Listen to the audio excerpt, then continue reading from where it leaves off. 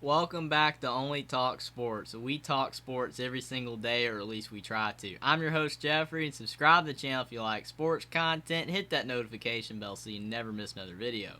Now, in the Big Ten on Saturday, there's a very underrated game with the Maryland Terrapins, who just lost to Purdue, an Indiana school, is traveling at Indiana, who has been struggling after a fast start. Who do I think is going to win this game? Let's break it down. Now, Maryland is 4-2 to start this season, and Mike Locksley at head coach has really turned Maryland around because they have been struggling recently as a program, and even under the beginning of his tenure he was struggling as well, but they're doing a lot better now. And to start the season they're 4-2, and then week 1 they beat Buffalo 31-10. That was a good win because Buffalo is a decent team. They're not as good as they were a couple years ago, and Lance Leopold was the head coach who's now doing what he's doing at Kansas, and he's doing well. But again, they beat Buffalo, and that was a good win. And then Maryland won at Charlotte 56-21. And it's always tough to go to a group of 5 on the road and win, but they won handily there. Then they won against SMU 34-27. SMU is a decent group of 5 team, and Maryland handled business. But then they lost at Michigan 34-27, and there's no shame in losing at the Big House 34-27 by 1 score. Maryland hung in this game the whole entire time, and it showed a lot of people that Maryland is a good football team. Then they beat Michigan State 27-13. Michigan State is struggling, and Maryland took care of business at home. And then they lost to Purdue 31-29. And a game that could have gone either way, but Maryland's kicking game was struggling in this game. And obviously, unfortunately, they did not get the win, and Purdue won. But like I said, this game was basically a coin flip, and it ended up being a coin flip, and Maryland ended up on the wrong side of the equation. And in that Purdue game, quarterback Talia Tagovailoa, to his brother, had 315 yards, 3 touchdowns, and an interception, and he had a rushing touchdown. And again, Talia Tagovailoa, when he first transferred from Alabama to Maryland, he was struggling, and he was throwing a lot of interceptions. A lot of people were wondering if he was the right guy for the quarterback job at Maryland, but he's really turned it on the last year and a half. He's playing very good football. He's moving up the passing career yards at Maryland and passing touchdowns. He's playing fantastic, and he probably will be an NFL quarterback if he continues this high level of play. Running back Antoine Littleton II, he's a beast. He only had 30 yards against Purdue, but still, he's a good running back, and he does provide Maryland what they need, especially on short yardage situations. Tight end Corey Ditches had 106 yards and 2 touchdowns. He's a good tight end. He's a good receiver for the tight end position, and I really like his game because a lot of people do not use the tight end position the way they should, but Maryland is, and he is playing fantastic football. He's kind of come out of nowhere, a guy that not many people even have heard of, but he is playing fantastic at the tight end position. Running back Roman Hemby had 26 yards and 63 receiving yards. He is a dual threat running back. He's more of the quicker back than Antoine Littleton, but he does a lot in the passing game and in the run game. And they have a quartet of great receivers at Maryland. Wide receiver Jacob Copeland, Dante Demas, Raheem Jarrett, and C.J. Dupree. All 4 are great receivers. Obviously, Jacob Copeland was the transfer from Florida, and he's just added to what was already a great receiving corps at Maryland. And on the defensive side of the ball, linebacker Fanaje Gote had 6 tackles, defensive back Bo Braid had 5 tackles, and defensive back Deontay Banks had 3 tackles. All these guys are good defenders, and Maryland's defense is a lot better than what it used to be in the past when Maryland would give up 40 and 50 points a game. So Maryland has definitely improved on both sides of the ball.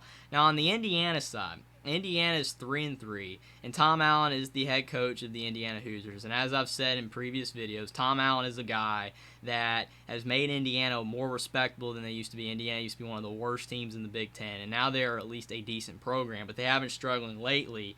And to start this season, they were 3-0. They started by beating Illinois 23-20 in a game that Illinois could have won, but Indiana scored at the end, and that was a good win. They beat Idaho 35-22 in a game they were losing, but they came back and won, and Idaho obviously is a better football team than they've been in the past. And then they beat Western Kentucky in overtime 33-30, and Western Kentucky is a good group of 5 teams. So Indiana started the season 3-0, but they've lost their last 3 games, obviously as the competition has stiffened. They lost at Cincinnati 45-24, and then they lost at Nebraska 35-21. 2 games that Indiana was kind of competitive in at times in the games, but they just could not do enough to win.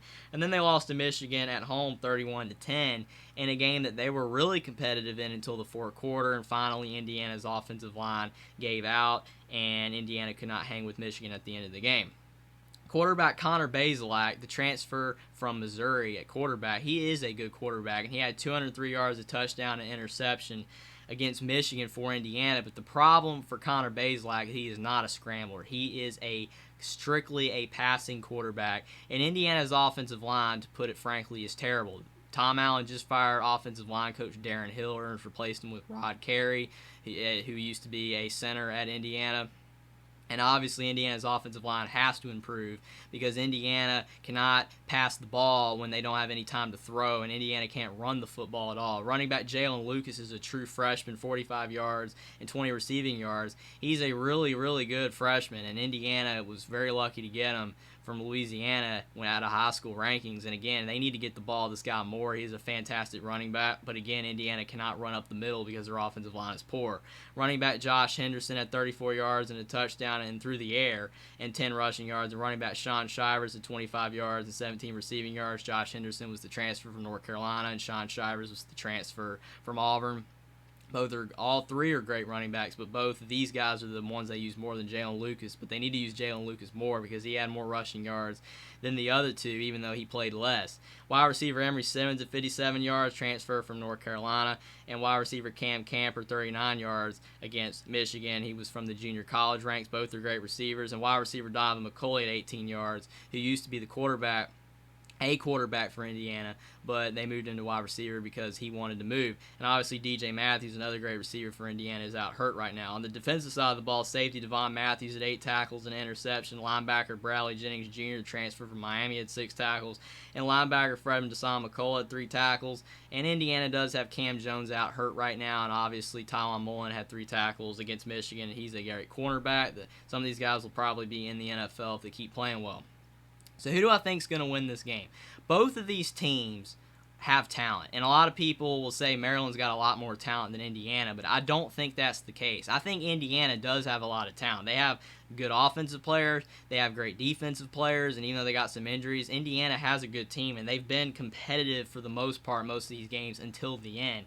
Maryland, I think, has maybe a little bit more talent than Indiana on paper, but I don't think the talent separation is as far as people think. Maryland does have a great offense with all the receivers like Jacob Copeland and Raheem Jarrett and Dante Demas, and Talia Tagovailoa is playing fantastic for Maryland, and Maryland's defense is better than it used to be, and I think Mike Locksley's doing a great job at Maryland. I think Tom Allen obviously has done as good of a job as he can do at Indiana, but I think what's going to be the difference in this game, even though this game is at Indiana, I don't think Indiana's offensive line is going to be able to hold up against Maryland. If Indiana had a good offensive line, I would pick them to win, but they're not going to be able to protect Connor Bazelak enough. This is going to be a close game, but at the end, Indiana is going to have to punt the ball one too many times, and Maryland is going to score, and Maryland's going to win this game 31-24 over Indiana. I think both teams are very similar on paper, closer than a lot of people think they are, but I think Maryland just has a better overall team, and Indiana's offensive line is going to hurt them in this game, and I got Maryland beating Indiana 31-24. Subscribe to the channel if you like sports content. Like this video down below. Comment down below whether you think Maryland or Indiana is going to win this game and why,